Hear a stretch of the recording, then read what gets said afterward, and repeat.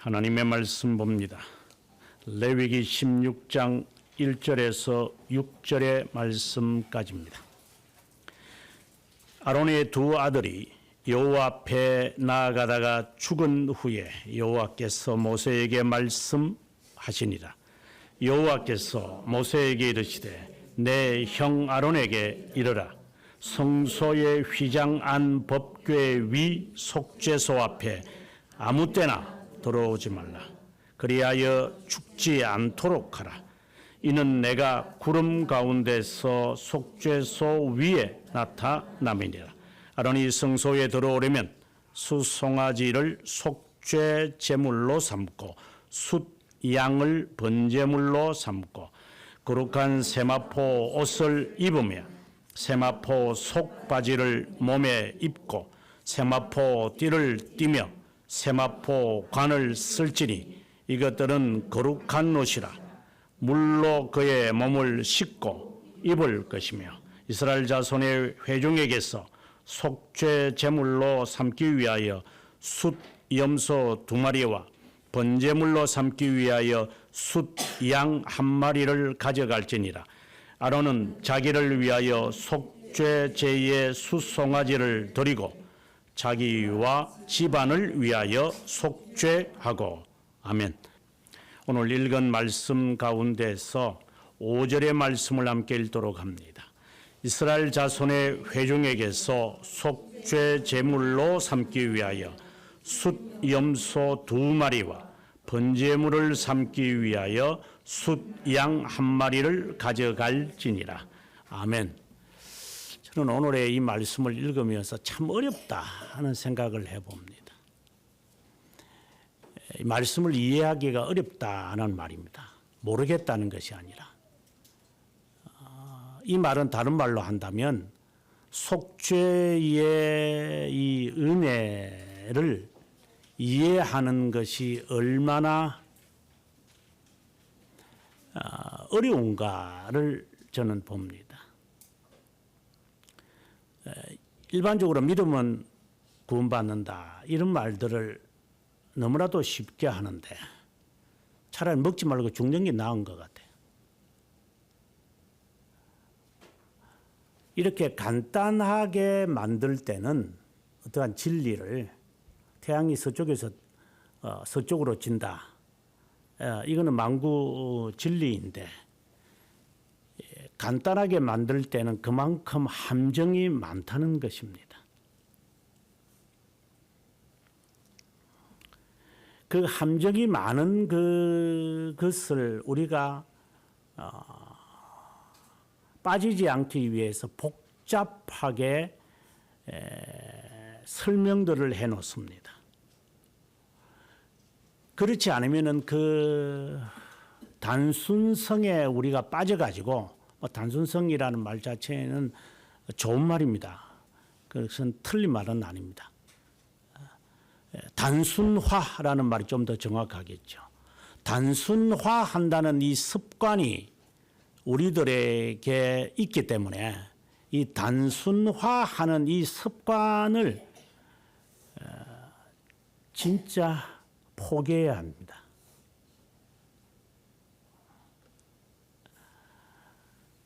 단순화가 되려면 단순화와 단순성을 헷갈리면 안 된다라는 말을 다시 한번 말합니다. 단순화하는 이 습관이 있으면 진짜 힘든 인간들입니다. 심지어 진리에 관해서 단순화하려고 하는 것. 세상이 복잡하니까 진리도 복잡해서는 안 된다라는 식으로 단순화하려고 하는 이 습성은 매우 위험합니다. 다시 말합니다. 단순화시키지 마라.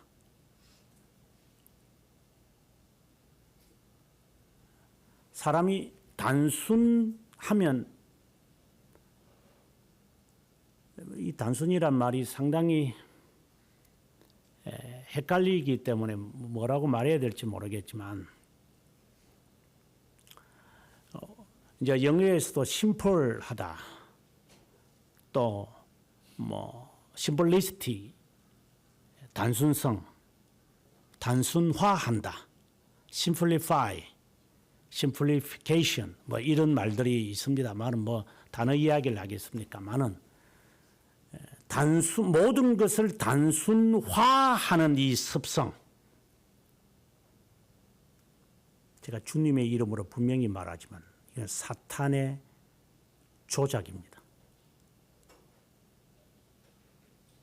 복잡하게 말하지 말고 그냥 단순하게 말하세요. 예스입니까? 노입니까?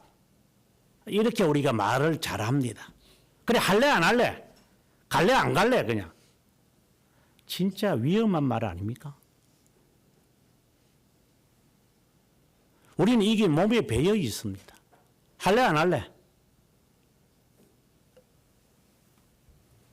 이런 그 단순화하는 이 못된 습성을 여러분 먼저 머릿속에 있다면 빨리 없애시기 바랍니다. 네 번째 말합니다. 단순화하는 것이 얼마나 사악한 것인지 모른다면 사탄의 조물애기가 될 겁니다. 나는 복잡한 게 싫어. 단순한 게 좋아. 단순해야지 사람은 뭐. 단순화하려는 이 습성. 그래서 복잡하게 생각하는 것, 복잡하게 말하는 것, 복잡하게 이야기하는 것 다 싫은 사람들이 있습니다. 다시 경고합니다. 빨리 버리시기 바랍니다.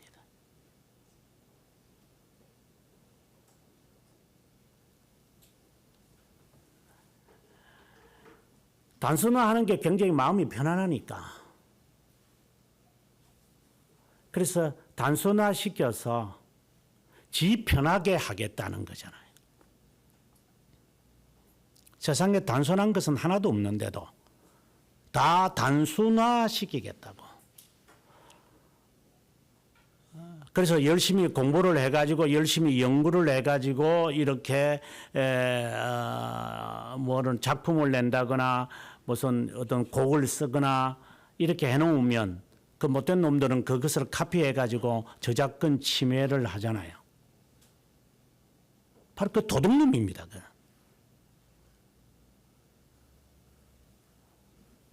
남이 그렇게 애써 만들어 놓은 곡을 지 마음대로 노래 부르면서 지 노래도 아닌 게 지 것처럼 부르는 것.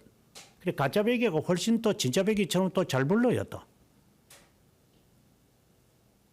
금박을 한 게 정금보다 훨씬 반짝거리니까.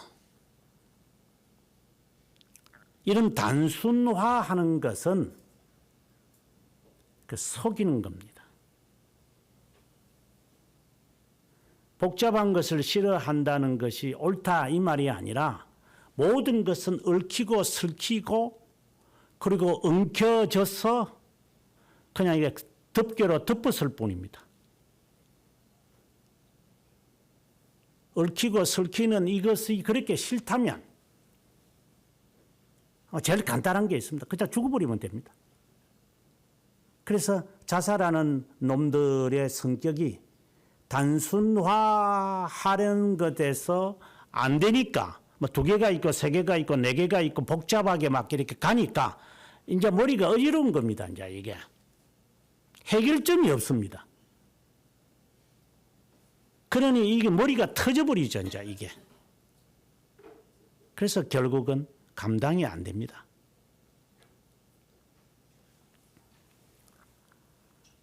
다시 7번째로 말합니다. 단순화를 버리십시오. 그 성격 좋은 것도 아닙니다.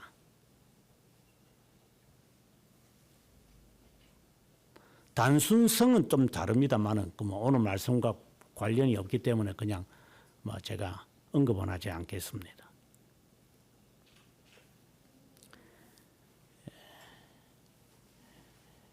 뭐 쉽게 말한다면은 복잡한 진리를 뭐 쉽게 말하면 삼위일체와 같이 이런 한 단어를 표현해서 그 삼위일체라고 하는 이 아주 단순성되어 있는 이 단어를 그 안에는 무수하게 복잡하게 얽혀 있는 내용들인데 단순화하는 사람들은 다 삼위일체를 제 마음대로 해석하겠죠. 그러나 단순성을 가진 사람들은 삼위일체라는 이 용어 자체는 별로 중요하지 않으니까 왜 이런 용어를 써서 우리들에게 하나님에 관한 진리를 그렇게 하신 겁니까? 이건 매우 위험한 거거든요. 왜 사람들 이 단어가 위험하다는 게 아니라 인간들은 이걸 단순화시키려고 하기 때문에 위험하다는 겁니다. 단순성인 단어를 단순화시키는 성향이 있어서 그 세계가 뭐 하나 된 거잖아. 이렇게 단순화하려는 습성이 남아있기 때문에 이 진리에 대해서 연구나 그리고 알려고 하지 않습니다. 도둑놈들입니다. 그 도둑놈의 대표적인 게 아르미니우스 파라고 하는 자들입니다. 한국 교회의 아르미니우스 파와 같은 놈들이 99.9%라고 제가 확신을 하고 있는 사람입니다. 최근에 누군가가 저에게 전화가 왔습니다. 뭐 저는 모르는 사람입니다. 근데 본인은 이런저런 사람이다. 이야기를 하더구만요. 근데 시중에 기독교 신문 가운데서 크리스천 다이제스트라는 신문이 있습니다. 제가 교수 생활할 때 아마 그 크리스천 투데이가 아마 그 시작이 되지 않았나 하는 생각을 해봅니다. 왜냐하면 그 오너라든가 편집장이라든가 편집 기자들이 저를 찾아와서 그래서 그것에 아마 제가 다빈치 코드 비판하는 글을 처음 이제 그 신문에 실으면서 저하고 가깝게 지낸 적이 있었습니다. 그 이후에 그 신문사에 관한 그 좋지 못한 소문들이 많이 돌았습니다. 근데 아직도 보니까 제가 거기에 편집위원으로 실려 있어요. 그래서 이단 단체에서 벗어난 어느 한 교회 목사님이 본인은 그 이단에서 나와서 자기 교회의 이단들에게서 나온 사람들의 집단이 있는데 그 글들을 가끔씩 보면은 이단성을 가진 글들을 싣고 있더라. 그래서 그걸 읽지 마라. 그거 틀렸다. 이렇게 말을 하고 있는 중인데 거기에 이단에 대해서 앞장서 있는 저가 편집위원으로 있는 신문사에 보니 교수님 이건 어떻게 된 겁니까? 교수님의 이중인격입니까? 앞에서는 이단에 대해 공격을 하는데 실제로는 크리스천 다이제스트의 편집위원으로 있는 겁니까? 자, 이런 제 질문이었습니다. 그래서 제가 말하기를 제가 그 단체에서 그 단체라기보다는 그 신문사 편집위원회에서 제가 나온 게 한참 됐는데 한 십몇 년이 됐는데도 여전히 저 이름을 거기에 놓고 있는 값습니다. 제가 제 이름을 빼달라고 제가 연락을 하도록 하겠습니다. 하니까 교수님 감사합니다. 매우 힘듭니다. 이단에게서 나온 사람들을 목회하는 한 사람으로서는 저 글을 이제 많이 인용을 하면서 성도들에게 가르치는데 이단을 두둔하는 듯한 글이 실린 신문을 그들이 어떻게 받아들일지 그래서 그것은 제가 잘 살피지 못한 것의 불찰이지 제가 지지하는 것은 아닙니다. 하고 이제 마무리를 했습니다. 이단이라는 것은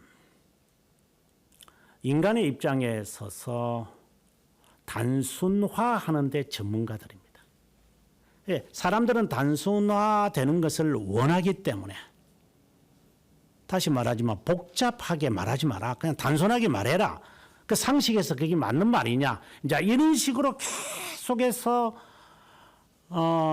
했던 말 또 하고 같은 말 또 하고 같은 짓 또 하고 같은 행동 또 하고 같은 모습 반복하고 이게 이 단순화하는 사람들의 특징입니다.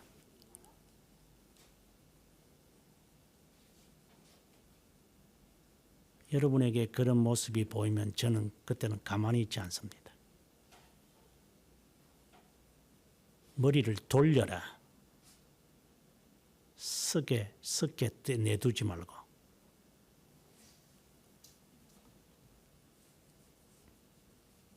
동영상을 좋아한다거나 만화책을 좋아하는 놈들이 있습니다. 조심하십시오. 그런 성향을 다분히 가지고 있는 애일 겁니다. 도움은 되지만 그것을 즐기는 자들이 있습니다. 단순화하는 성향이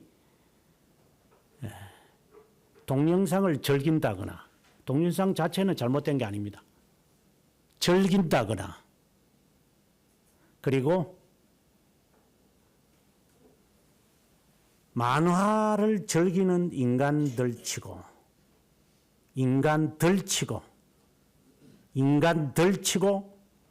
제대로 잡혀있는 놈을 찾기 어려울 겁니다.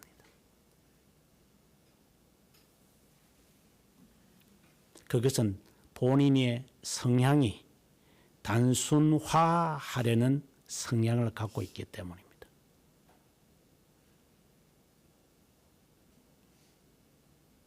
단순화하기 시작하면 진리에 대한 탐구는 스탑하게 됩니다.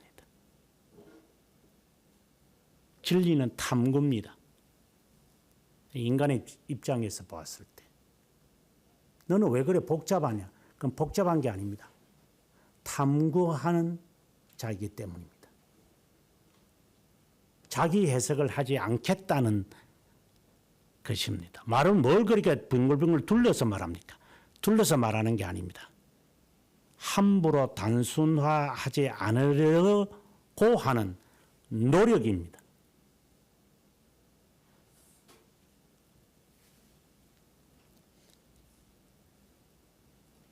예수 그리스도의 구속 사역에 관하여 단순화하려고 하는 사람들. 그러면 구약 성경에 있는 이 오늘과 같은 이는 제사, 제도에 대하여 그렇게 신경을 쓰지 않을 겁니다. 그 필요 뭐 있어? 결국 예수님이 다 이루셨는데 예수만 잘 믿으면 되잖아. 예수님만 잘 섬기면 되잖아. 그런 게 필요하냐고. 예수 안에서 다 성취되어졌는데 뭐 그런 거 그거 알아서 뭐 하겠어 그거. 분명히 그런 자들이 있을 겁니다. 아니 분명히 있을 거라는 게 분명히 있다. 너일 수도 있고 너 주위에 있는 자일 수도 있을 것이다.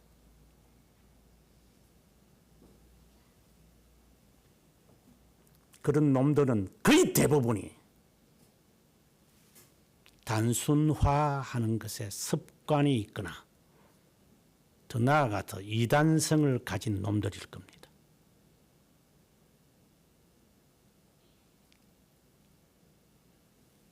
단순화하는 놈들에 대해 계속해서 제가 지금 10여 분간 말하고 있습니다. 진리는 단순하지만 단순화시켜서는 안 됩니다.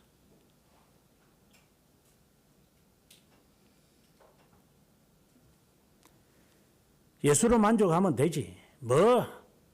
구약 성경에 있는 이런 복잡한 거 몰라도 다 구원받나. 분명코 그렇게 할 놈들입니다.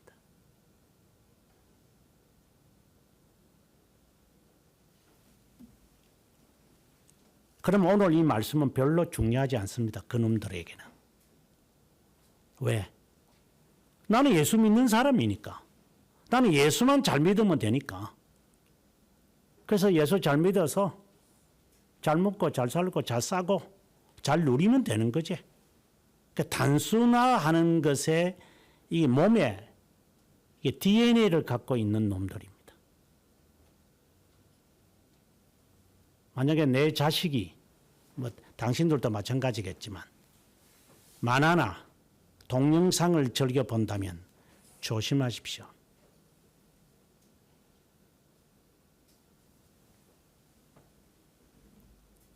그런 성향을 지닐 수 있을 겁니다.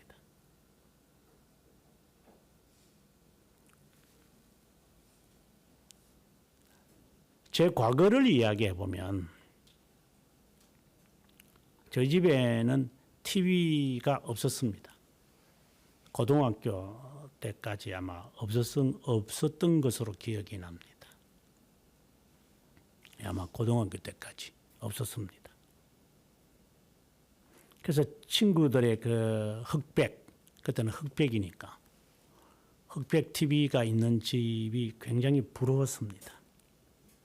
저희 누님이 결혼을 하면서 TV를 이제 설치해서 그때는 12인치 이런 아주 작은 거니까 그래 그것을 이제 뭐 누님 집을 언제든지 갈 수는 없으니까 이제 월요일 저녁이 되면은 이제 가서 뭐 재미있는 연속극을 보곤 해서 했던 기억이 납니다.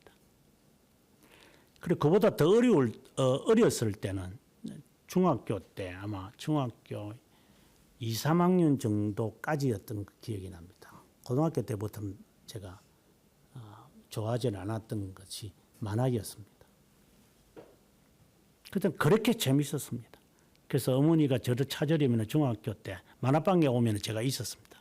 여지없이 어디 가서 있노? 이러면 만화방 가면 있습니다. 어디 구석에 처박혀가지고 그냥 그것도 쌓아놓습니다. 이렇게 쌓아놓고 한 10대건 그냥 얼마나 뒤척재척을 하는지.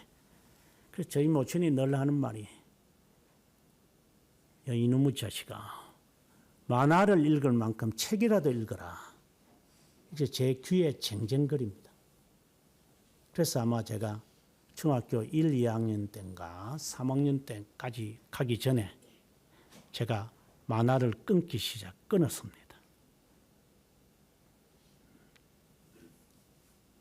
만화를 보지 말라는데 굳이 봐야 할 이유가 없다고 생각을 했기 때문에 그때부터 아마 제가 책을 즐기기 시작했던 것 같습니다.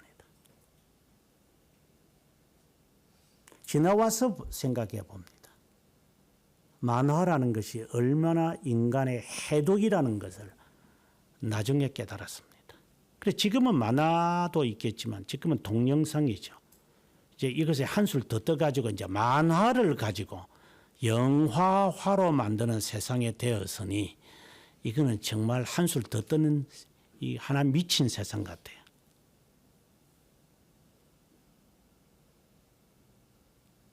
미국 놈들이 만화를 가지고 마블 영화 시리즈를 만들어내는 것처럼 이제는 만화를 가지고 그것을 가지고 영화로 만드는 판이 되었으니 이거야말로 참 지랄리를 떨고 있습니다. 이거는 지랄입니다. 표준어입니다. 지랄을 하고 있어요.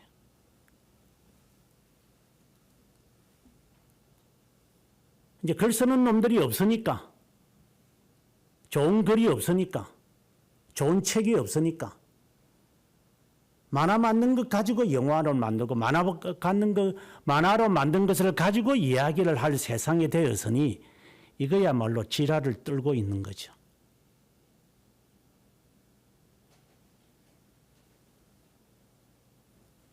이러한 우리의 이 문화 속에서 이 복잡한 이 제사법, 구속사역을 이해하기 위한 이 말이 무슨 씨알이라도 들어가겠습니까?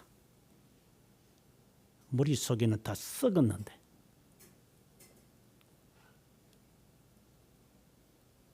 물론 사람은 단계적으로 자라나면서 바뀌어집니다. 그럼 바뀌시기 바랍니다.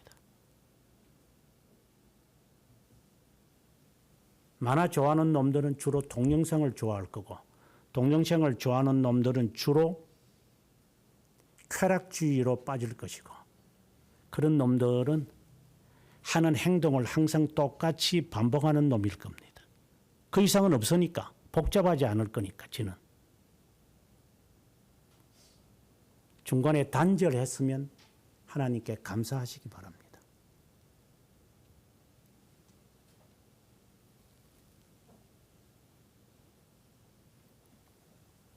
복잡한 이 제사법을 통해 우리는 그리스도의 구속 사역을 그냥 아무렇지 않게 무의식으로 받아들여 왔던 이 구속 사역을 구체적으로 더 분명하게 알게 됩니다. 그러나 이것을 또 흉내내는 사람들, 오늘의 제사법을 가지고 그대로 막 형상으로 만들어 가지고 뭐 이렇게 하는 사람들이 있으니까, 그래서 이해가 안 되면 그림을 그려서라도 이해시키려고 하지만 그림을 그리는 순간 우리는 머릿속에서 생각을 하지 않게 되니까 그 잔상이 남아있기 때문에, 그래서 글을 읽어서 상상으로 그냥 가져가게끔 하려고 하죠. 그래야지 그것을 실현화시키기 위해서 사람들은 복잡하게 생각을 해서 규명하며 탐구해 가게끔 되니까, 이러한 이 학습의 과정을 사람들은 밟지 않을 겁니다. 간단하니까. 그런 사람들은 예수 믿기 어렵습니다. 예수 믿기 어려운 게 아니라 예수쟁이가 아닐 가능성이 절대성을 갖고 있습니다. 나는 복잡한 거 싫어. 이렇게 하는 사람들은 조심하십시오. 성향이 그런 성향입니다.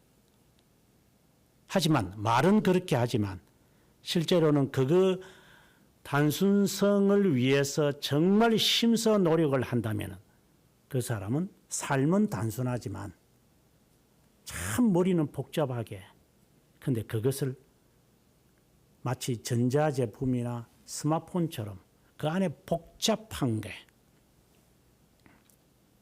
이게 있구나, 이렇게 보면 참 아름답다라고 봅니다. 네덜란드에 가보면 자동차 박물관이 있는데 그 박물관에는 자동차에 들어가는 그 모든 부품들을 다 전시해 놨습니다. 그 안에 자동차 부품에 몇 개가 들어갈 것 같습니까? 나중에 정확한 거는 나중에 제가 이 집사한테 물어보겠지만, 자동차 부품이 몇 개가 들어가야 자동차가 움직일 것 같습니까? 네덜란드 박물관에 가서 놀란 겁니다. 그 수만 개를 전부 다 시각화시켜 놨습니다. 볼트 하나, 너트 하나까지 다 그대로 공중에 매달아 가지고 다 전시해 놓은 모습 보면서 참 고맙다. 1,000만 원이든 1억이든 고맙다. 그렇게 해서 만들어지는 것이구나 라고 하는 것을 깨닫게 됩니다. 그러면 자동차 운전하는 사람의 자세가 달라지겠죠. 스마트폰 사용할 줄만 아니까 이 안에 수천 가지의 부품이 들어가서 하나의 형상을 만들어내는 것을 모르는 놈들이 있다면 언제든지 갈아치우겠지. 똑같은 놈들입니다. 구원의 진리를 단순화하는 것은 어쩔 수 없죠. 하지만 그 단순화하는 과정에서 엄청나게 복잡한 것이 있음을 안다면 이것에 대한 가치를 더 분명하게 되겠죠. 오늘의 말씀도 동일한 겁니다. 그리스도가 우리를 위하여 화목제물이 되셨다. 속죄제물이 되셨다. 희생제물이 되셔서 우리의 죄가 용서받았다. 아주 단순한 겁니다. 그래서 믿으면 우리의 죄는 용서받는다. 정말입니까? 설명을 해보십시오. 그 다음부터. 지워지는 겁니까? 없어지는 겁니까? 덮인 겁니까? 그러면은 왜 죄가 없어졌는데, 지워졌는데, 사라졌는데 왜 똑같이 일을 저지르고 있습니까? 글쎄, 내가 분명히 용서받았는데, 근데 용서받았는데 내가 죄를 범하고 있다? 그럼 용서라는 뜻이 뭡니까? 이제 복잡해지기 시작합니다. 죄가 덮였습니까? 예. 그러면 죄가 그대로 있네요. 예, 그대로 죄 있네요. 죄가 그대로 있는데 덮였다고. 그러면 이게 구원을 받는 겁니까? 죄가 덮였어. 용서받았어. 회개해서 덮인 겁니까? 회개 안 해도 덮인 겁니까? 회개해야 죄들이 덮여진 것을 확신하는 겁니까? 그럼 이 속에 있는 이 더러움과 이 초함은 그러면 어떻게 되는 겁니까? 그대로 가져가는 겁니까, 그러면? 그렇게 해도 천국 갑니까? 복잡해지기 시작합니다. 뭐가 덮인 겁니까? 피가 덮인 겁니까? 코팅이 된 겁니까? 의가 덮인 겁니까? 의가 덮였다는 말의 의미는 무엇입니까? 의가 어떻게 우리에게 덮인다는 말입니까? 덮인다는 게 그냥 수건을 이렇게 덮었다는 겁니까? 안에 막 그냥 수술할 게 막 엄청나니까 그냥 확 덮어버릴까 그냥 그런 겁니까? 이제 머리가 아프기 시작합니다. 오늘 오전에도 여러분에게 질문을 했습니다. 중보자라는 뜻은 뭐고 그리스도라는 뜻이 뭐고 중보자와 그리스도라고 말할 때의 의미는 무엇이냐고. 아마 여러분들이 복잡할 겁니다. 제가 이리 질문하고 저리 질문하니까 머리가 아마 그 생각도 안 하고 앉아가지고 멍하고 멍 때리는 것처럼 그렇게 지낼 겁니다. 왜? 이미 당신은 단순화시키고 있기 때문에. 이단성을 가질 가능성을 다분히 가지고 있어서 행동이 유발될 거니까. 그걸 모르고 제가 질문하겠습니까?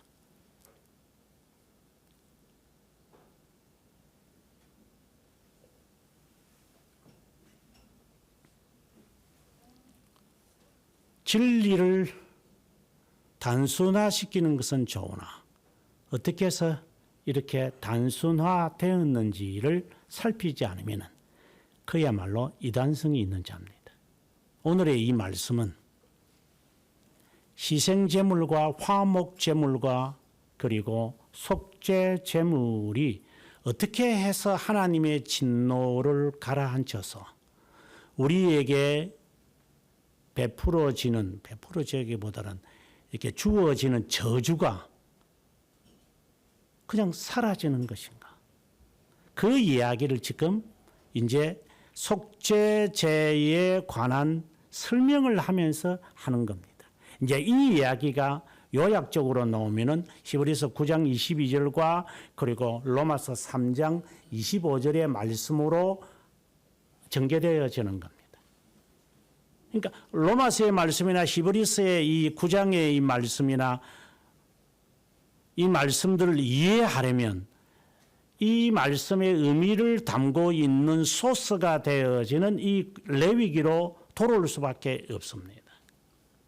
지난 시간에 우리는 6장을 살피면서 이 하나님께 드려지는 이 제사가 얼마나 복잡하다는 것을 조금 맛을 봤습니다. 9장에서 이 모든 제사들이 다 총동원하는 것도 보았습니다. 그러고 난 다음에 10장에 가니까 하나님이 그렇게 말을 해도 정말 반복했는데도 출애굽기부터 시작을 해서 그렇게 반복했는데도 하는 꼬라지가 뭡니까? 다른 불을 가지고 들어가다가 하나님이 죽여버립니다.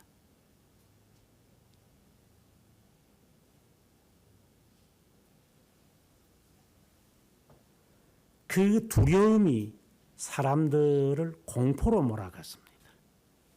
이거 조심해서 드리지 않으면 하나님의 불이 회막에서, 성막에서 나와가지고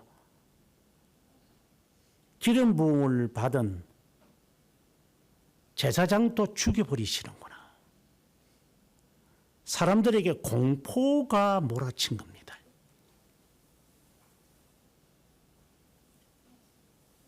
이제 이 문제가 해결이 되어야 됩니다.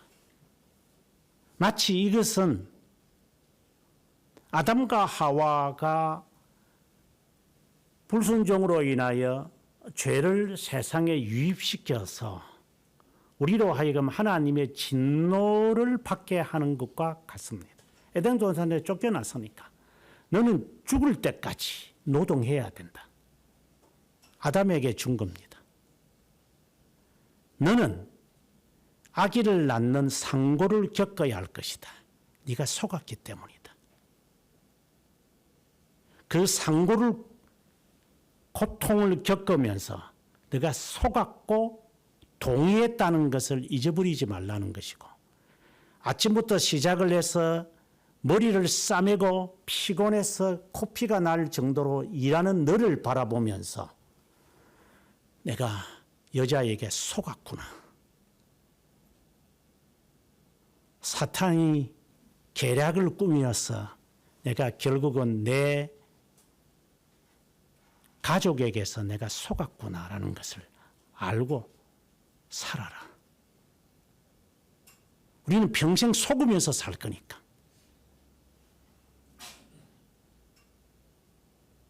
우리 가운데 속지 않는 사람이 있습니까?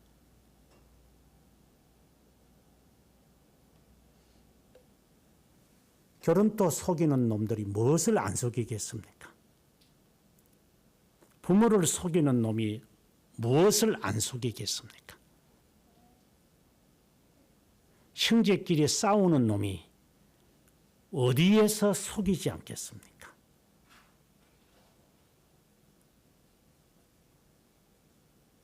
꼴값을 떠는 거죠.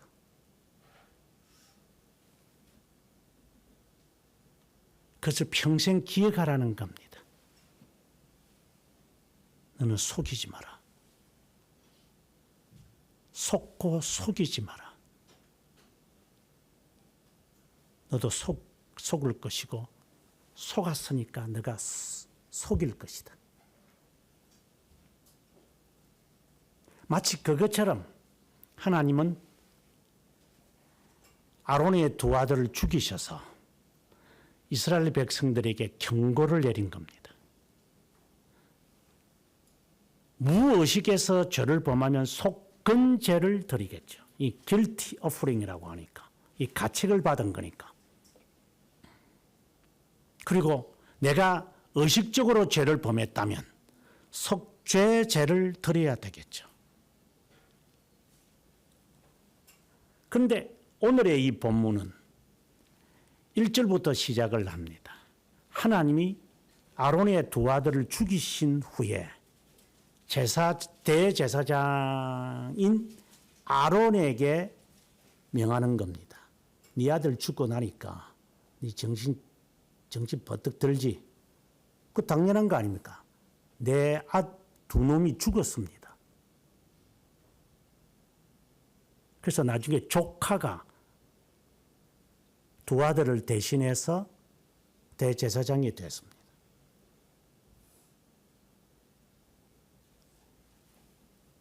명심하셔야 됩니다. 하나님은 그 두 아들을 죽이시고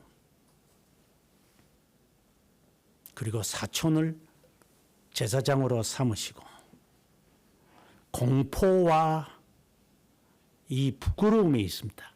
자식이 2명이 그냥 졸지에 죽었으니 이거야말로 황당한 일이 지금 발생한 겁니다. 그래도 내가 제사장인데 하나님이 죽여버리십니다.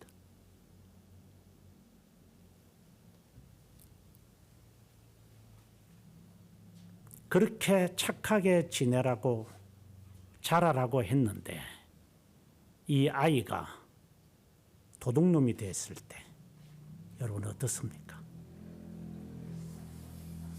내가 의도하는 바는 전혀 다르게 행동을 합니다.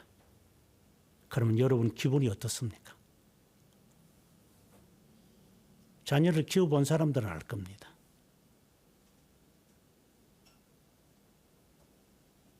오염되지 않도록 그렇게 노력했는데 결국은 오염이 되고 있습니다. 황당하지요. 이제 속죄제를 드려야 합니다. 아, 이거 참 큰일 났구나. 이걸 어떻게 해결하지? 마치 하나님의 진노를 받았구나. 내가. 또 자칫하면 또 다른 사람도 그렇게 죽을 수 있겠구나. 이게 조카가 이제 됐겠지만 하나님이 그들도 죽일 수 있습니다. 네 아들을 죽였는데 내가 너를 죽이지는 못할 것 같으냐? 누구는 죽이지 못할 것 같으냐?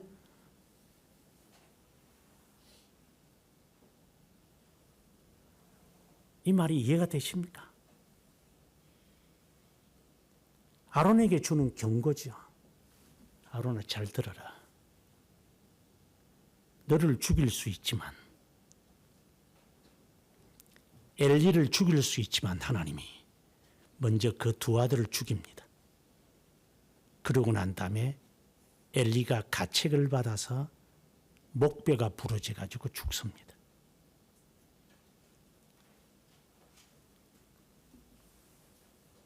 이건 아주 무서운 경고입니다. 네가 죽어야 되는데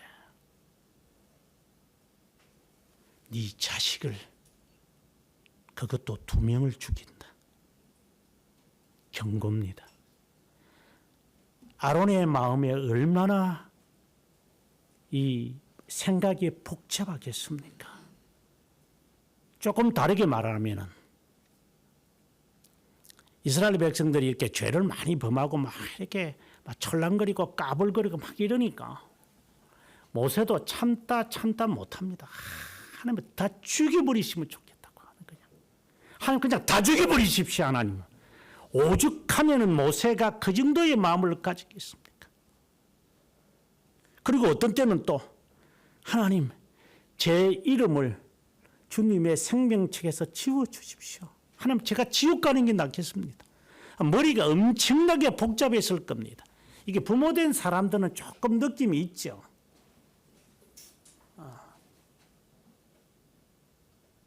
뭐 남편이 말을 안 듣고 아내가 말 안 듣는 거라 머리가 그렇게 복잡 안 합니다. 그냥 막 그 이혼정서 써버리면 되는 거지 뭐. 그거 별로 어렵지 않습니다. 그런데 이게 부모 자식 간의 이게 관계에서 이게 뒤틀어지면요. 안 볼 수도 없고 볼 수도 없고 만날 수도 없고 말할 수도 없고 안 할 수도 없고 이게 참 머리가 복잡해집니다. 이제 이게. 근데 이거보다 더 합니다. 아론이. 새카맣게 거슬린 모습을 봐보십시오. 자식이. 그것도 그냥 불에 탄 것도 아니고 여호와의 불이 성막에서 나와가지고 이것들을 죽여버렸습니다. 어찌할 바를 모르는 아론. 하나님은 이제 모세를 통해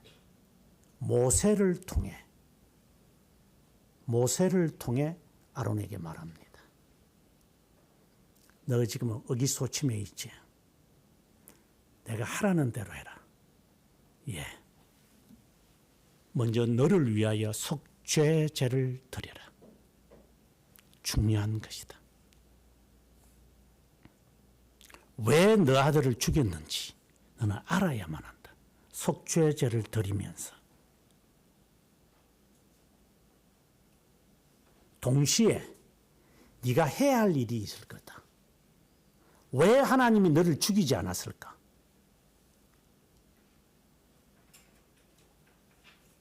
왜 하나님께서 두 아들을 죽이고 너를 안 죽였을까? 분명코 네가 해야 할 일이 있기에 하나님은 너를 죽이지 않는다. 아나니아와 삽비라를 죽여버립니다. 그들에게 사명이 없으니까. 하지만 아론이 잘못한 것에 관하여서 하나님은 그에게 네가 해야 할 일이 있으니 그것이 바로 백성들을 위해서 드리는 속죄제다. 오늘의 이 말씀이 이 두 가지를 지금 명령하는 겁니다. 너를 위하여 하고 또 하나는 백성을 위하여 하는 속죄제를 드려야 한다. 자, 이것은 나중에 예수 그리스도께서 마치 우리의 죄를 다 짊어지시고 우리의 죄를 짊어지고 그리고 그 죄에 대한 대가를 지불하시는 것과 같다고 보시면 됩니다. 죄 용서는 하나님이 하시는 것이니까. 그리고 그것에 대하여 순종을 하나님이 원하시는 거니까. 이제 이 사건이 잘 드러나는 게 이제 안전병이를 두고 이제 사건이 이제 일어났던 것을 떠올리면 됩니다. 너 죄 용서함을 받았느니라 이렇게 예수님이 말하니까 바리새파들이 네가 뭔데 죄 용서를 해? 이렇게 말했습니다.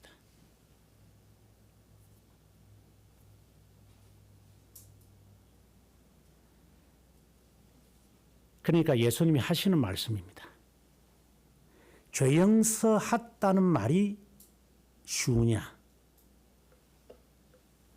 일어서 걸어가라라고 하는 말이 쉽겠느냐? 이 바리새파들은 못 알아듣습니다. 이 무슨 말인지. 그래, 내가 쉽게 말하마.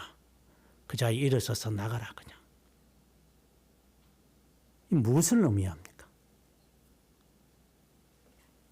죄 용서 받았다는 것이 하나님으로서 하시는 사역이고 그것을 따라서 순종하라는 것이 이제 우리에게 주어진 임무지요. 그래서 주님께서는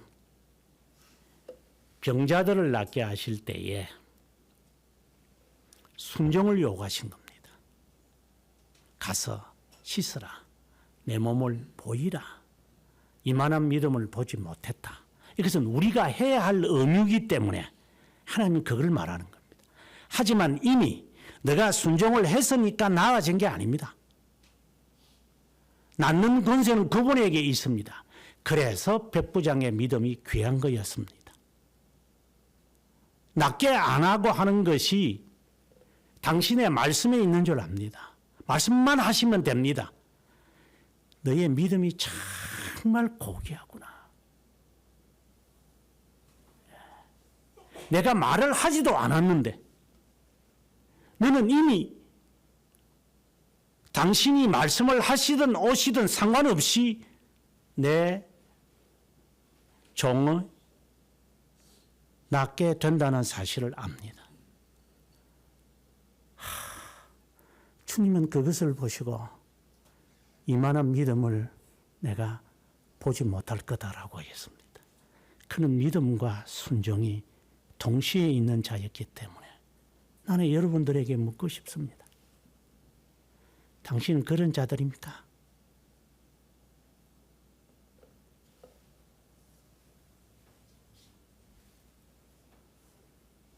믿는 것과 아는 것이 하나입니까? 아니면 둘입니까?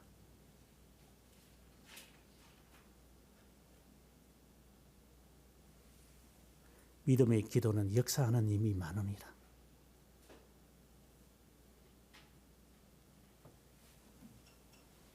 내 믿음이 역사를 일으키지 못하게 할 겁니다.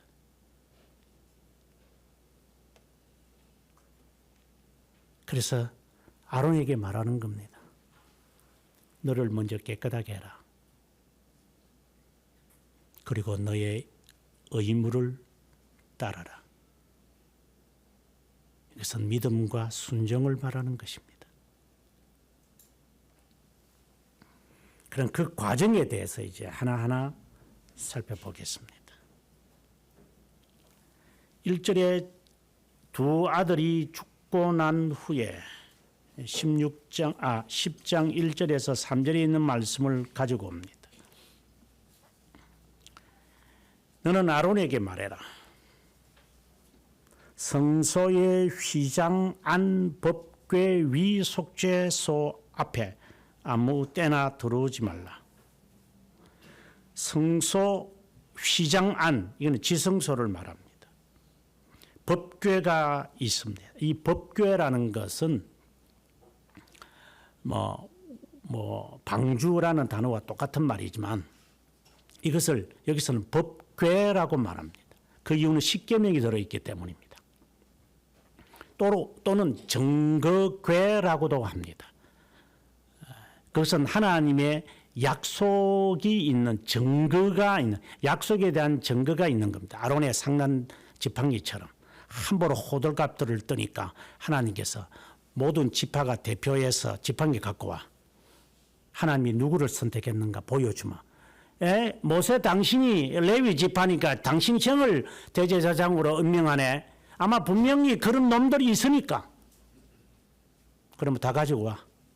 그래서 하나님께서 하나님이 선택한 자를 하나님이 스스로가 보이셨습니다. 그래서 그 막대기라고 해도 지팡이에 살구꽃을 피게 하셔서 이것을 증거로 삼으라.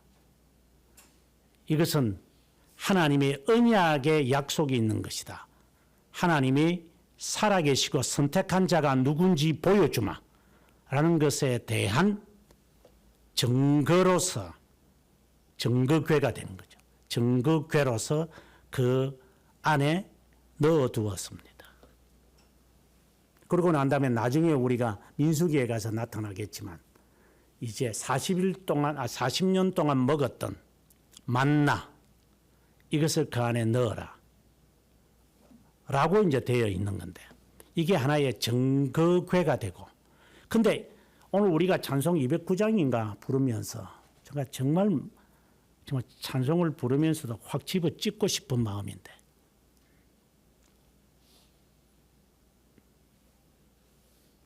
도대체 어떤 놈들이 찬송을 이렇게 마음대로 번역하는지 모르겠다 하는 마음이 들 때가 있습니다.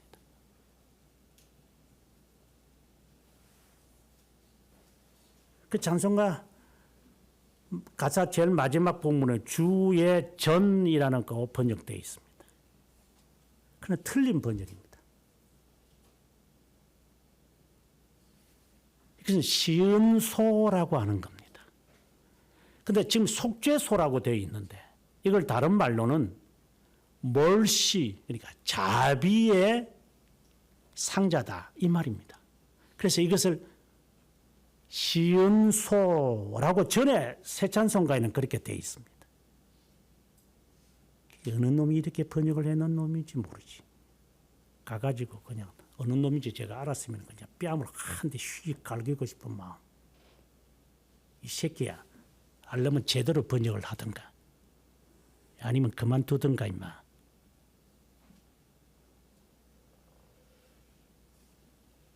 한편으로는 법궤, 한편으로는 증거궤, 한편으로는 자비의 장소, 그 시은소.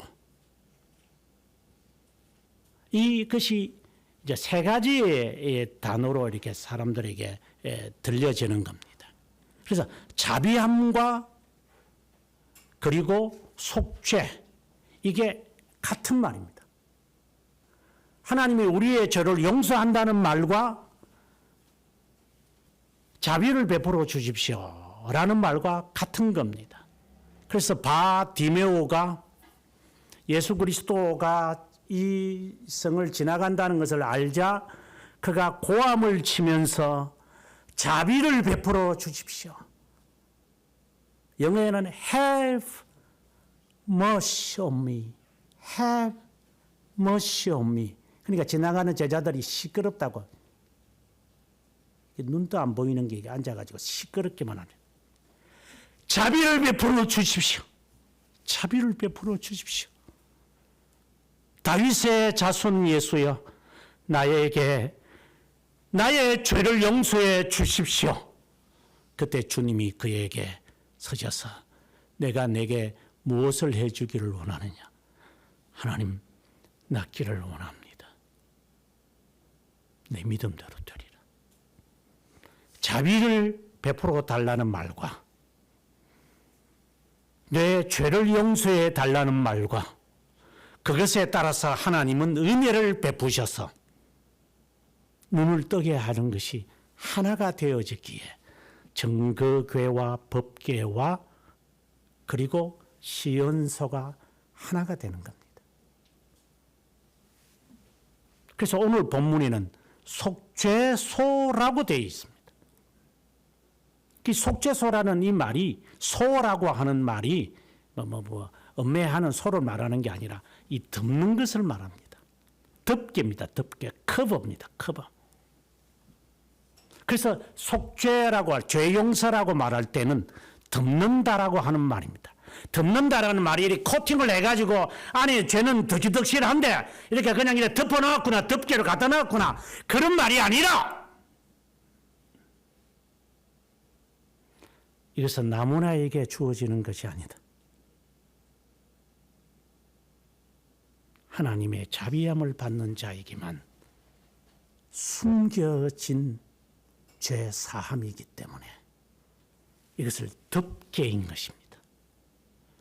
그리스도가 우리의 죄를 덮었다는 것이 정가라는 말로 우리가 해석되어질 수밖에 없는 게, 믿음으로 어렵다함을 받는다는 말이 자연스럽게 나오는 게, 어렵다 여김을 받는다는 것이 죄가 덮였다는 말이다. 죄들은 그대로 있는데 코팅을 했거나 덮어버려서 안 보게 했다는 것이 아니라 그리스도의 의가 우리의 죄를 가리게 하셨다. 죄 용서를 받는 것은 바디메오처럼 외치는 자에게만, 눈이 떠여지는 역사처럼 믿음을 가진 자에게만 죄 용서의 은혜가 나타나기 때문에 속죄소, 덮개를 말하는 거다.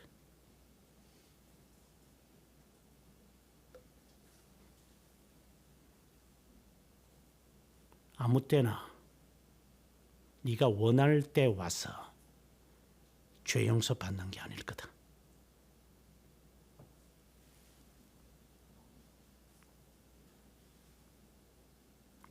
그래야 죽지 않게 해라. 이는 멸망당하지 않도록 해라. 내가 구름 가운데 속죄소 위에 나타나겠다. 죄 용서를 받았는지, 하나님이 흠양을 했는지, 내 기도를 들었는지는 어떻게 아느냐? 구름이 속죄소 위에 임했을 때, 아, 그렇구나, 임했구나, 내가 죄 용서 받았구나를 알 것이다. 매우 어려운 이야기를 지금 합니다. 구름이 이렇게, 구름이 속죄소 위에 임재하는 것을 보글랑, 아, 하나님이 우리의 제사를, 다시 말해서 우리의 기도를 흠양하셨구나를 알아라, 이 말입니다. 죄 용서라는 것이, 내가 회개했으니까 뭐 용서했겠지. 하나님이 죽여버립니다.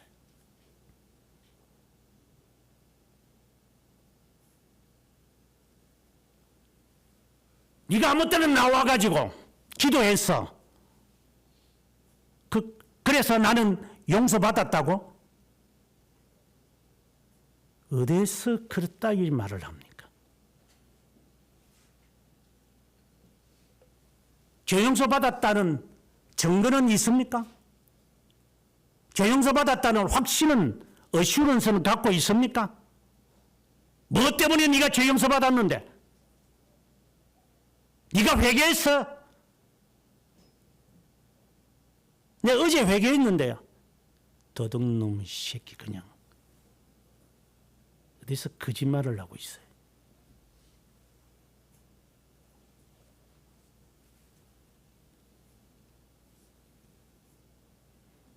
네가 회개했다고 해서 하나님이 용서하나? 네가 재물을 드리니까 하나님이 받아야만 하나? 네 하고 싶은 대로 한다고 하나님이 거기에 하나님이 개새끼가? 네 이사 간다고 해서 사람이 조절 따라갈까?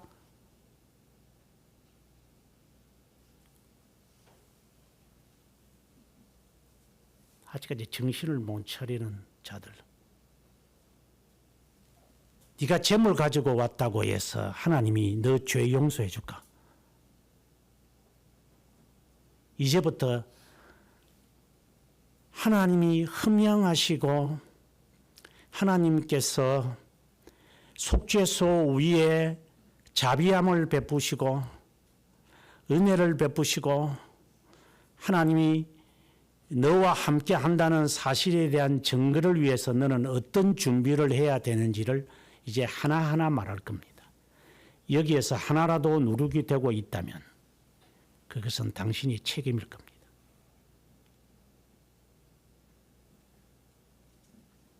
명심해서 들으십시오.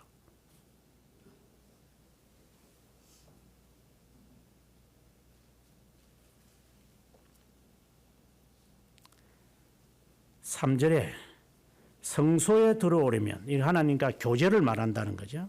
오늘 본문의 오늘 제목에서 제가 화해라는 말인데 이 말이 이제 하나님께 접근이라는 말, 양자됨 뭐 이런 여러 가지 듭니다만은 숫송아지를 속죄 제물로 삼고 숫양을 번제물로 삼아야 한다.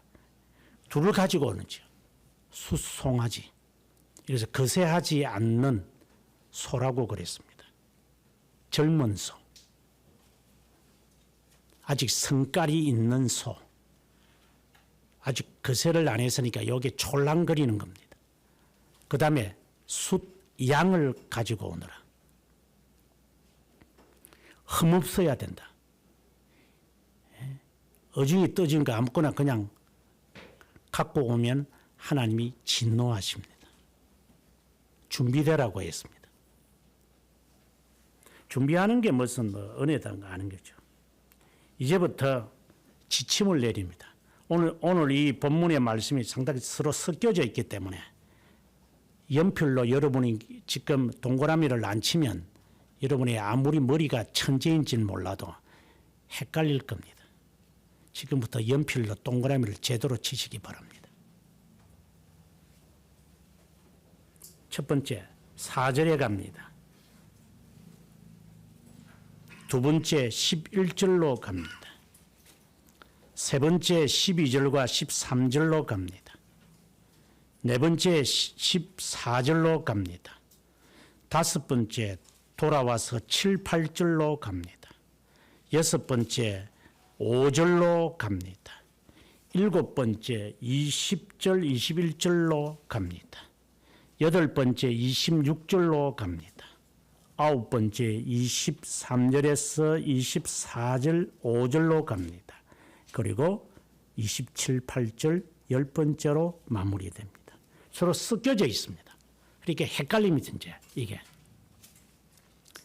하지만 1절에서부터 시작을 해서 10절의 이 내용, 좀 더 정확하게 4절에서 10절에 있는 이 말씀이 이제 11절부터 28절에 이르는 이 내용의 개요입니다. 그래서 4절에서 10절의 이 말씀을 좀 더 풀어가는 내용이 28절까지 진행됩니다. 예를 들어서 10절에 보면은 아사셀을 위하여 제비 뽑은 염소는 이렇게 되어 있고 26절에 가보면 염소를 아사셀에게 보낸 자는 이렇게 되어 있습니다. 그러니까 이게 서로 이제 11절부터 28절까지가 4절부터 6절 7절밖에 없는 4절에서 10절에 있는 이 말씀을 보완해 가지고 서로 섞어가면서 지금 설명을 합니다. 그래서 이게 딱 맥을 잡지 않으면 어렵습니다. 왜 이 맥을 잡아야 되느냐 이러면 이거 상당히 복잡한 거죠. 제가 처음부터 말했지만 나 복잡한 거 싫어해. 그냥 하지 그냥. 성경은 절대로 그렇지 하지 않습니다. 미로로 우리를 이끌어 갑니다. 그 네가 찾아오면 되는 거지.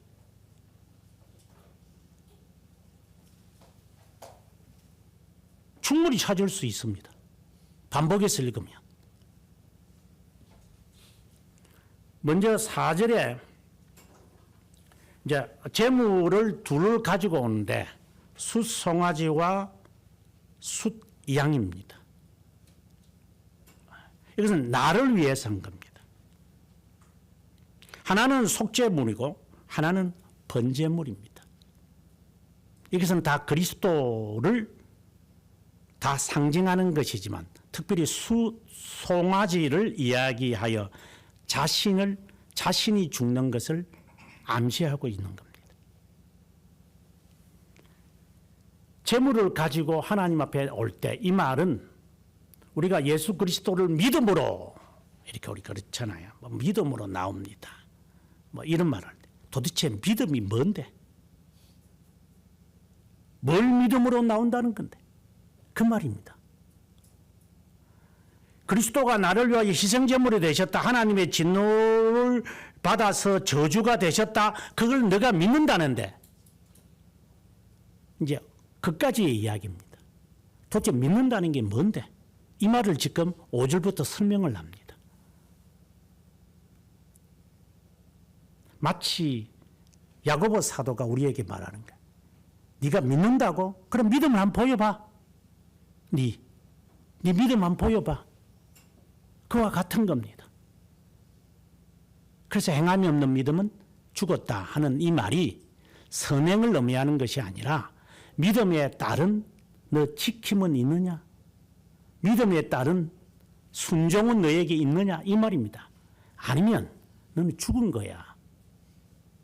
이 말을 지금 합니다. 그 믿음 아니야. 이 말입니다.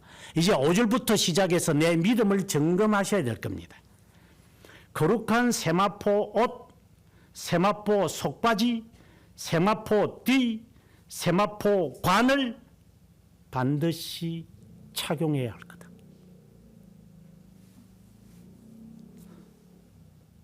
세마포 옷을 입어라. 안에도 입고 겉에도 입고 그리고 띠도 띠고 머리에 두근까지도 그렇게 해라. 왜 세마포라고 하는 것인가? 세마포는 나중에 예수 그리스도에 죽으셨을 때 세마포로 예수님의 시신을 이렇게 감싼 것이 있어요. 그래서 베드로와 요한이 그 안에 들어갔을 때 세마포가 잘 정리되어 가지고 예수님의 머리판에 개어져 있었다. 바로 그거하고 똑같은 겁니다. 아주 부드러운 거죠. 마치 가재처럼. 요즘은 가재라는 말을 잘 알아듣는지 모르겠지만 정말 이 상처에 가재를 붙여서 전혀 상처에 해가 되지 않는 그런 그 가재 깨끗하게. 그래서 이 세마포를 옷을 빨아야 한다. 그리스도의 피로 너희가 빨아야 된다. 이게 성도들을 말하는 거니까. 그러니까 정말 깨끗한 선한 양심, 이 양심을 가지고 하나님 앞에 제물을 가지고 와야겠다.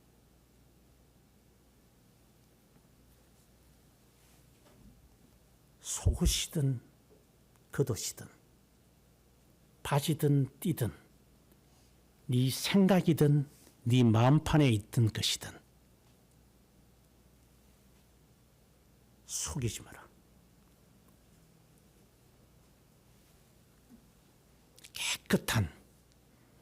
깨끗한 심정으로 주님 앞에 나와야 할 거다.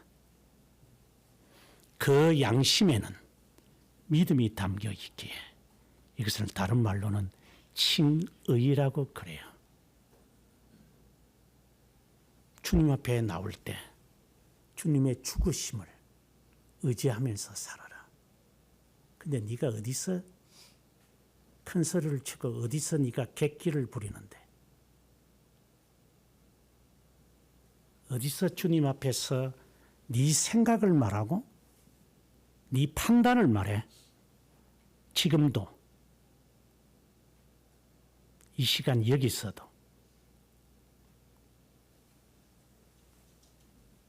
하나님이 죽이시지 않으셔서 감사하시길 바랍니다. 사명이 있어져서 아론처럼 살리시겠지만 네 생각과 네 힘과 네 자세와 네 속마음을 세마포로 입어야 할 거다. 청결한 양심의 믿음을 가진 자라여야 할 거다 하는 말씀과 같은 맥락입니다.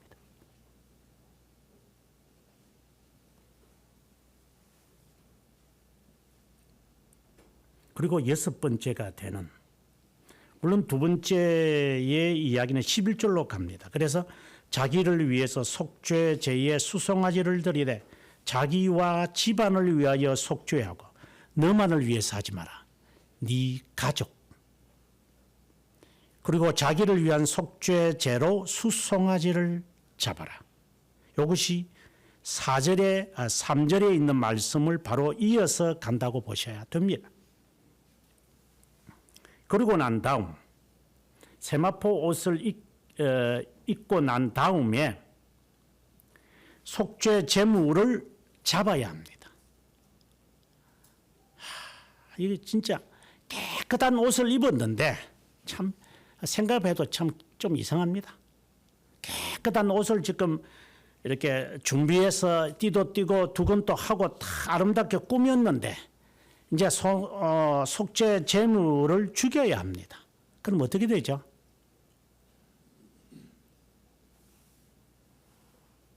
아치마 가릴까?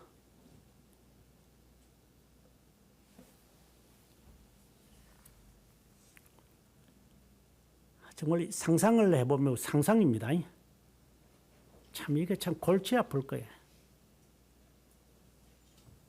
속죄제가 그렇다 이 말입니다.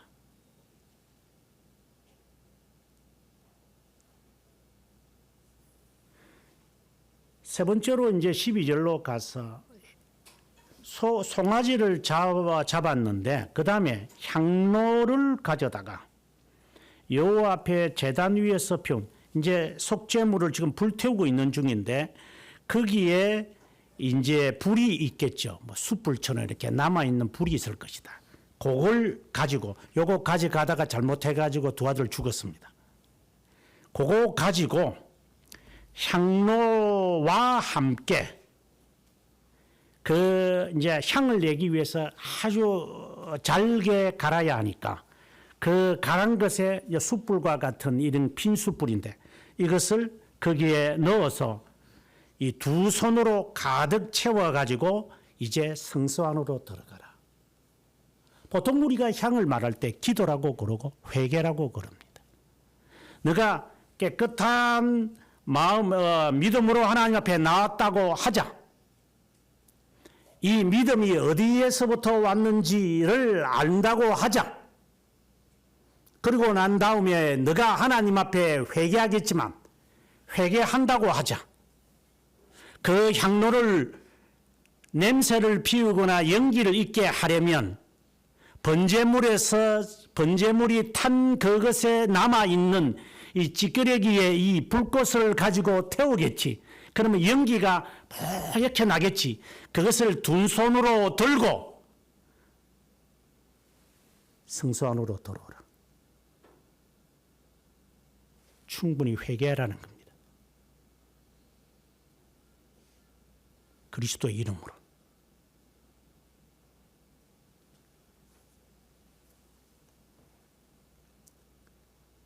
그렇지 않으면 너가 죽지 않을 거다. 이것은 아론의 두 아들을 겨냥하고 있습니다. 네 번째로 또 송아지의 피, 수송아지의 그 피가 있을 텐데 그것을 손가락으로 너가 찍어다가 속죄소, 법궤를 말하죠. 동쪽에 뿌리고 또 속죄소 앞에 7번 뿌려라. 이것은 하나님 앞에 지금 향로를 가지고 지금 들어오는 이 마당에 이제 기도와 회개로 하더라도 이것이 누구의 이름으로 이것이 이루어졌는지가 분명코 아래라. 이 기도를 할 때 정말 간절하게 기도해라. 기도를 할 때 누구의 이름으로 기도하는지 분명히 알아라. 그렇지 않으면 하나님이 죽여버린다.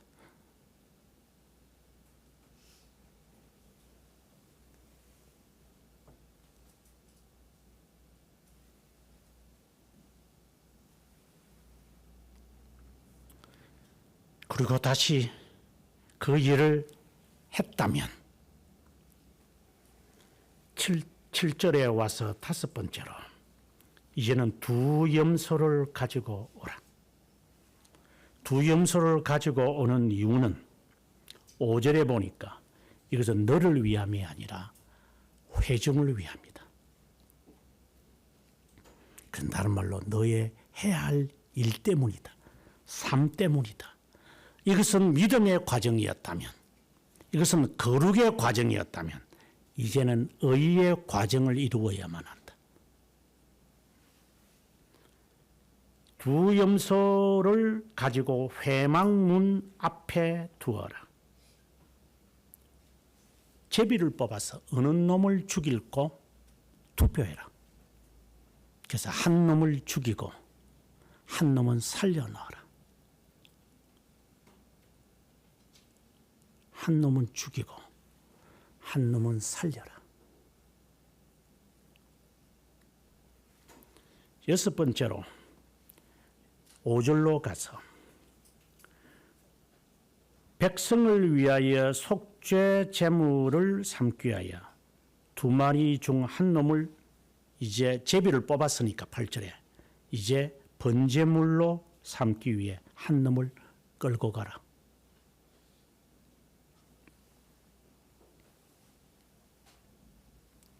그리고 난 다음 20절로 가서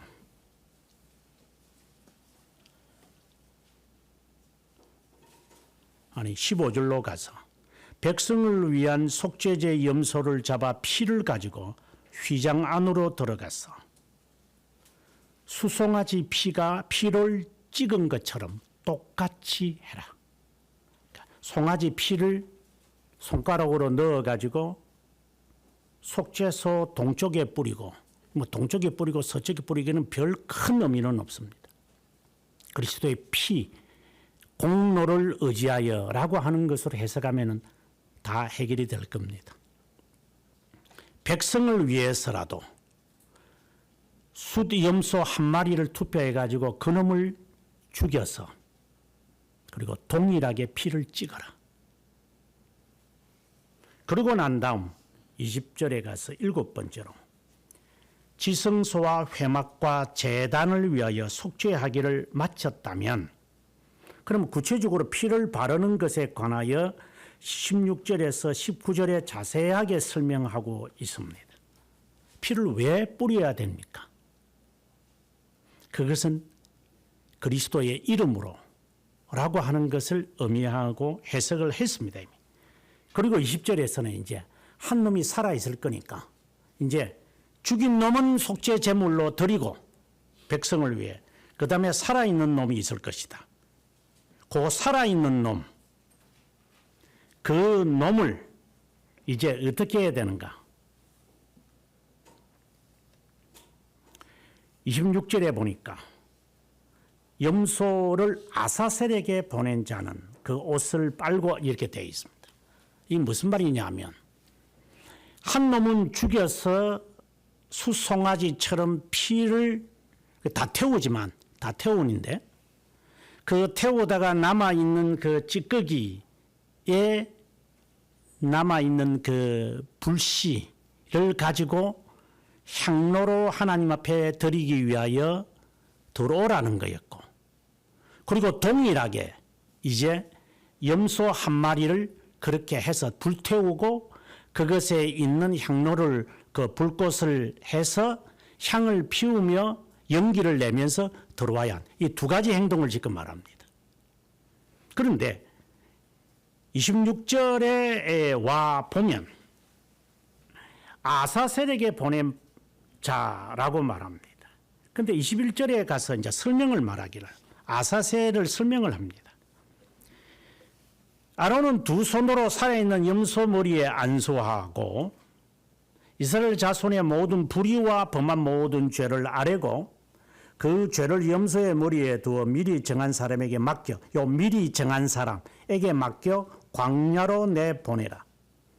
염소가 그들의 모든 불의를 지고 접근하기 어려운 땅에 이르거든 그 염소를 광야에 놔두고 그 사람은 돌아오는 것이 좋다. 아주 구체적인데, 아론이 이제 이 두 염소에게 안수하면서 죄를 이제 다 이들에게 옮겨냅니다. 다 옮겨내서 한 놈은 불태워버리고 속죄 제물로 드리고, 한 놈은 요 살아있는 거, 요걸 이제 그 아사셀이라고 그러는데, 이 아사셀이라는 이 말이 이제 멀리 보낸다는 뜻입니다. 사람 이름을 말하는 게 아니라 멀리 보내는, 그래서 영어에는 scapegoat라는 말입니다. 이렇게 멀리 나그네처럼 저는 왜 살아 있을는지 죽을 놈인지 하고 이렇게 떠나 보내버리는 거죠. Go away라는 겁니다. 꺼져버려라고 하는 겁니다. 그래서 한 사람을 지정을 해가지고 이 사람이 그 염소를 끌고 염소가 더 이상 어디로 이제 평지는 가겠지만 산이나 이렇게 아주 어려운 장소가 되어지면 놔두고 너 혼자 돌아오라. 그러면 이 상당히 속죄소에서 특별한 지금 이야기를 하고 있는 겁니다.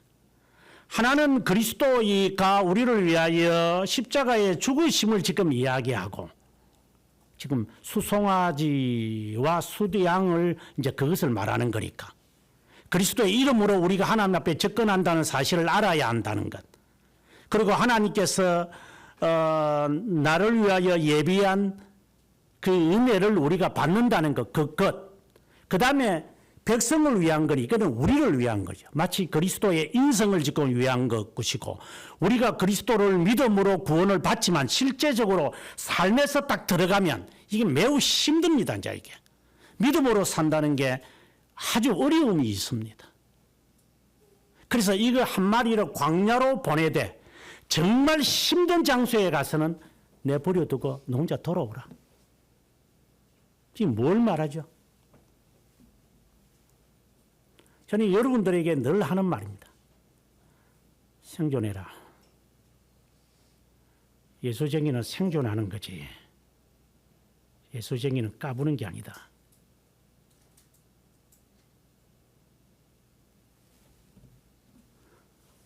예수쟁이는 살아남는 거지. 예수쟁이는 호들갑 떠는 것도 아니다.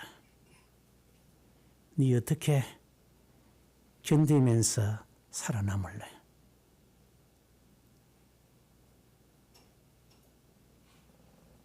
말이야 쉽지. 마리아 천리를 간다.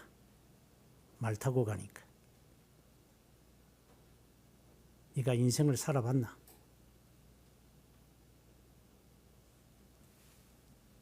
네가 인생을 살아봤나? 그래 까부나?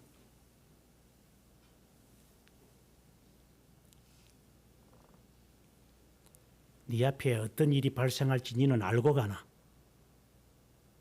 그래서 까불고 객기를 부리나? 죽으려고.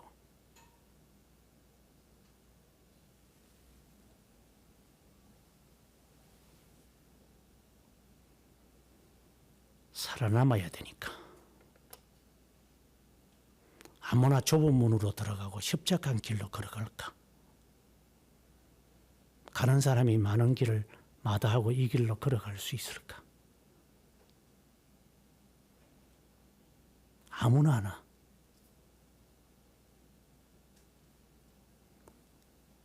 여러분에게 인생의 선배로서 물어볼게. 너는 살아남은 적은 있어?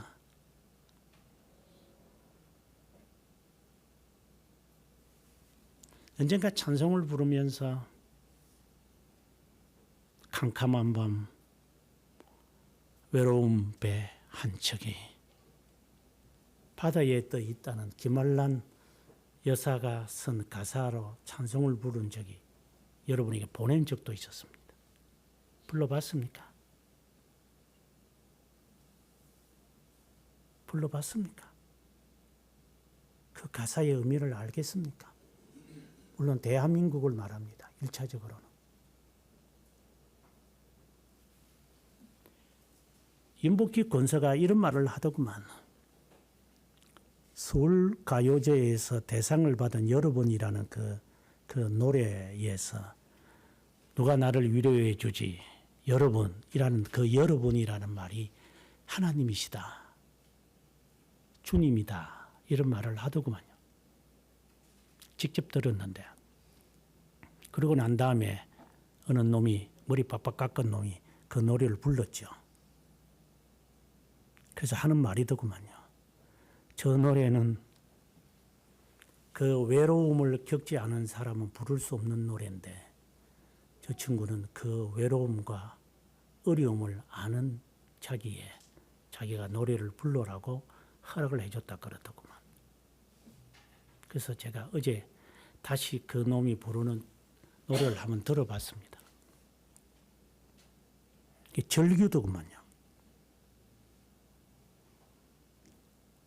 마찬가지로 주님을 따라가는데 외로움, 배고픔, 부끄러움, 억울함, 버림을 받는 것, 적신과 위험과 칼과 어려움을 당하는 것 당연하다는 거 아닙니까? 네가 뭔데 니는 부끄러움도 안 당하는데 네가 뭔데? 수치도 안 당할 건데 네가 뭐고? 네가 뭔데? 그리스도가 당하신 순환을 너는 안 당하려고 그러는데 잘 먹고 잘 살고 잘 입고 잘 살려고 이 도둑놈의 새끼들아.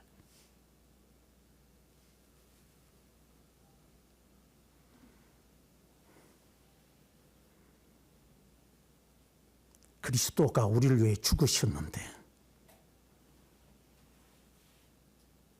아사셀에게 보내는 것처럼 광야로 보내면 살아남아야 되잖아. 그것도 살기 어렵나?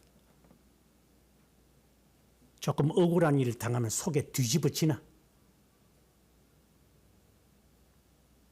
싫은 소리 들으면 배알이 꼬이나? 가난해지니까 눈에 뵈는 게 없나? 사람들에게 이간질을 당하면 그게 속에서 불나나? 그 당연한 거잖아.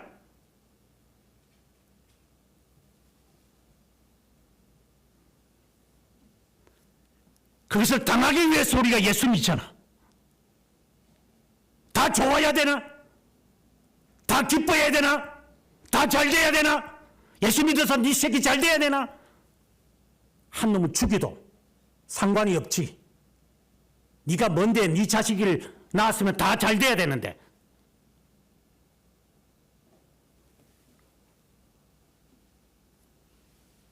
어디서 회개망측한 상상력을 가지고 예수 믿으려고 하는 이 거짓말쟁이들. 예수 그리스도 때문에 뭘 한번 당해봤어?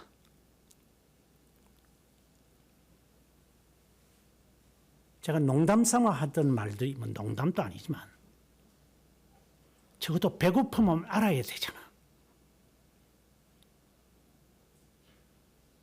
자식 새끼들한테 배고픔을 안겨다 주지 않으면 되겠나? 자식 새끼는 왜 배불러야 되는데? 자식 새끼들은 왜 잘 입어야 되는데? 자식 새끼는 왜 잘 먹어야 되는데?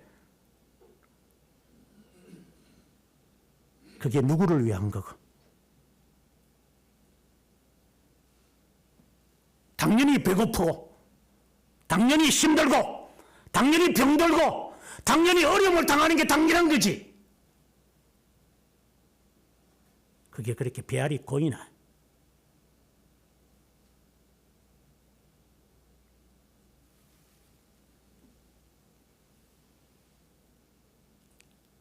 하나님이 안 죽여서 다행인 줄 알아라.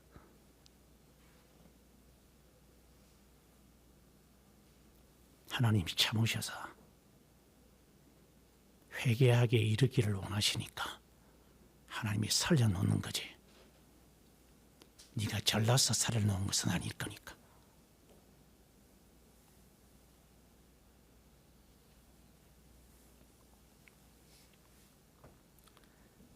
그리고 난 다음 23절에 가서 아론아, 네가 지성소에 가서 피를 뿌렸다면 세마포 옷을 벗어서 네가 입었던 세마포 옷 그것에 그대로 놔두라.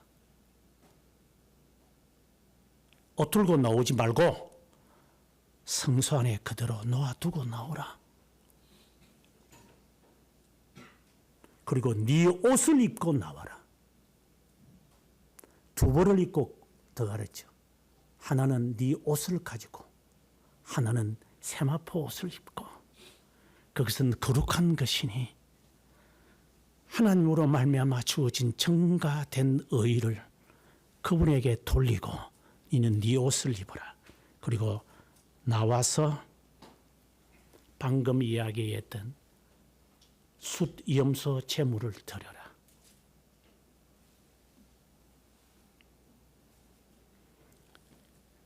그리고 숫염소를 드릴 때 한 놈을 광야로 보낼 때 보낸 사람이 돌아와서 옷을 빨고 몸을 씻은 후에야 자기 집으로 들어가게 해라.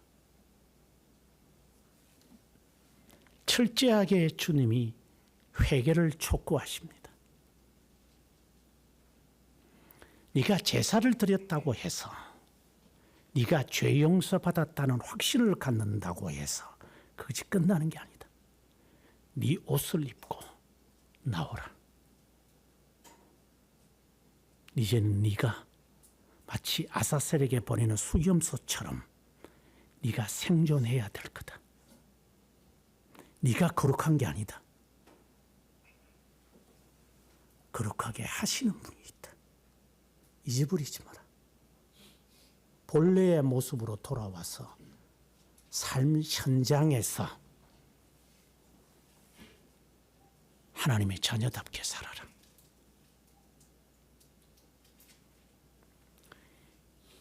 (27절에) 가보니까 송아지와 염소의 피를 성소에 들여다가 속죄하였다면 가죽과 고기와 똥을 진영 밖 그러니까 성막 밖으로 가서 다 불살라라. 이 말은 너의 죄의 잔재들과 싸워라 이 말입니다.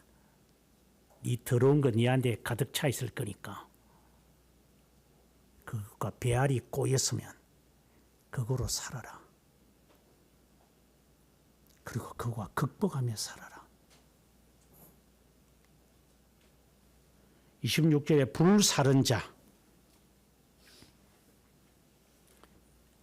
몇 시간이 걸릴지 모르지만 불을 사르기 위하여 수고하는 자가 있다면 그도 옷을 빨아야 할 거다. 그리고 몸을 씻으라. 제사장 너도 그렇고 아사셀에게 보내는 염소를 보낸 자도 그렇고 수송아지를 불태운 자도 그렇고 모두 회개해라.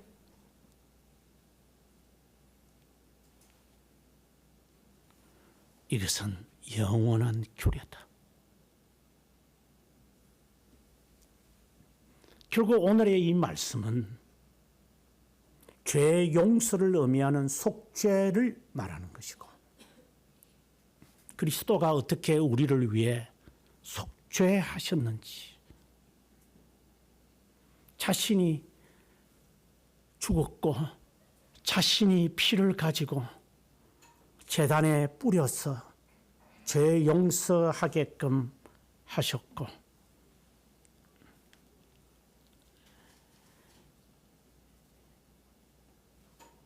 그리고 너만을 위해 살지 말고 너와 함께하는 자를 위하여 기도하고 동일하게 해라. 그 어떤 것에 대조하지 말고 그리스도의 그 심을 인정해라. 여러분에게 누차 말하지만 네 새끼나 네 애미나 너 것이 아닐 거다.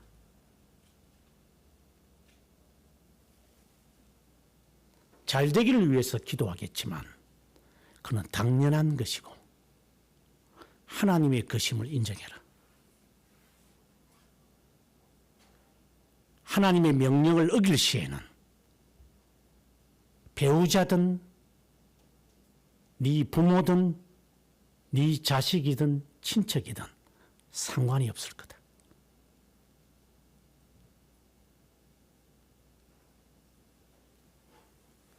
오직 하나님의 것이라는 것 잊지 마라.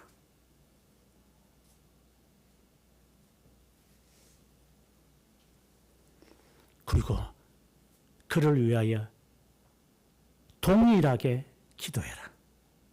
주께서 살리시면 살릴 것이니까. 한 놈은 하나님께 드리고 한 놈은 고생을 해야 될 거다. 마치 그리스도의 죄 용서가 하나님께로부터 오는 자비함이고 그것에 대해 피 뿌림을 받았다면 너도 그렇게 광야에서 살아야 할 거다. 죽으면 죽겠지. 살아남아야 하니까. 왜 하나님께서 갈 바를 알지 못하는 곳으로 가라고 했을까? 살아남아야 하니까. 하나님께서 왜 자식을 죽이라고 했을까? 하나님이 행하시는 것을 보게 해야 하니까.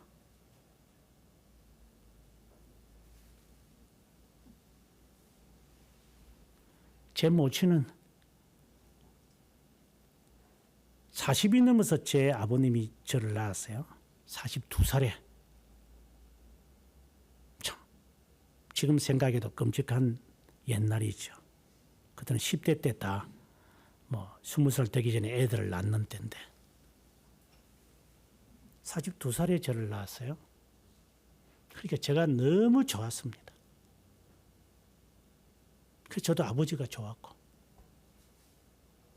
근데 하나님이 제 아버지를 먼저 데리고 가셨다 했습니다. 그래서 제가 사람 된 것 같습니다. 그래도 하나님께서 아버님도 자기 편에 두신 것 같아요. 너 살아있어봤자 소용이 없어. 네 눈에는 자식밖에 안 보일 거니까. 저는 그렇게 받아들입니다. 그러고 난 다음에 저희 모친이 일사후퇴 때 내려왔으니까 자식을 끔찍하게 사랑합니다. 하지만 진짜 냉정하게 키웠다고 제가 누차 말했습니다. 왜? 하나님보다 너를 사랑하지 않을 거다. 내가 하나님보다 너를 더 사랑하면 하나님이 너를 죽일 거니까. 내 남편도 데리고 가셨는데 너까지 잃어버릴 수는 없으니 하나님이 너를 책임질 거다. 그래서 저는 생존하는 것이 중2 때부터 했던 것 같아요. 내가 살아남아야 한다. 나는 감사합니다. 그 삶의 철학을 가르쳐 준 모친이기 때문에. 여러분 자식 사랑하지? 개새끼도 사랑해. 사랑하려면 제대로 사랑해. 잘 입히주고 잘 재워주고 잘 먹여주고 잘 싸게 하니까 하는 것이 자식 사랑인 줄 알고 있겠지. 그는 사랑이 아니라 절망에 빠지게 하는 거예요. 정신 똑바로 차리고 자녀 사랑하는 법을 배우시기 바랍니다. 좋은 데 데리고 가면 되는 줄 알지. 그런 놈이 어느 짝이 서겠어요. 좋은 데 데리고 가야지 내 엄마다 아빠다 하는 놈. 머릿속에 썩은 것밖에 없을 테니까.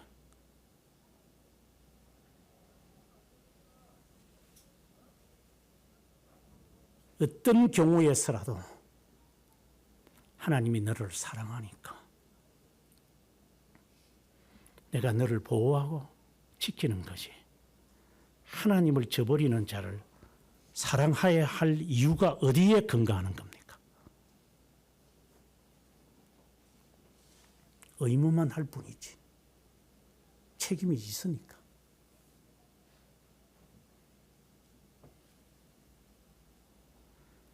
하나님이 우리들을 용서하시고 우리는 용서받았습니다.